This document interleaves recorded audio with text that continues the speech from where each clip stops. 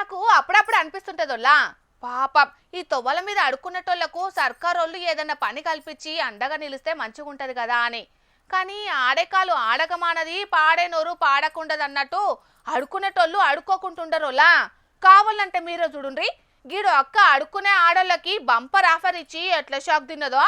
झाड़ू पोछा करो, कुछ भी करो, लेकिन भीख मत मांगो, काम करो। तुम कोई गरीब वो तो नहीं हो, बूढ़ी बुजुर्ग जवान औरतें हो तुम लोग, और तुम लोग इस तरह काम करती हो।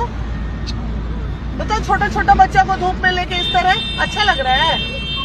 अच्छा लगा। मतलब मानसिकता एकदम खत्म कर देना है। चलो तुमको देते हैं 5,000 रुपया महीना का, नौकरी करोगी? झाड़ू पोछा कपड़ा कर। पहले दीदी ना अभी तो हम देवे करेंगे तुमको, लेकिन तुम काम करोगे कि नहीं बताओ? काम करेंगे। 5,000 रुपया महीना देंगे, चलेगी? अभी नहीं, कल आएंगे तो ले लेंगे।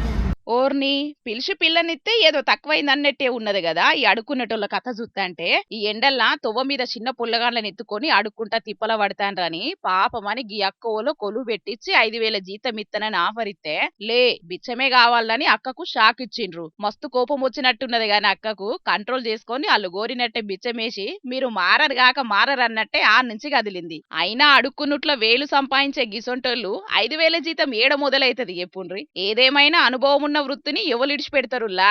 అడక తినుడైనా సాఫ్ట్వేర్ కొలువైనా ఇంకో రంగంలోకి మారుడంటే కష్టమే. అందుకే కావచ్చు కోరి కొలువు పెట్టిస్తామన్నా అచ్చొచ్చిన అడక తినుడు వృత్తిని ఇడిచిపెట్టే సాహసం చేయలేదు గీ అడుక్కునేటోళ్ళు. మొత్తానికి అదేదో సినిమాల గుడికాడ అడుక్కునేటోళ్ళను పెళ్లి సూపులకు తీసుకొని పోతే చిల్లర కింద పడంగానే బిల్లా బిల్లా అని ఒకలు, కొబ్బరికాయ కొట్టంగానే షిప్పా షిప్పా అని ఇంకొకలు. అడుకునే బుద్ధి చూయించుకున్నట్టే ఉన్నది పోన్రీ వీళ్ళని చూస్తా అంటే.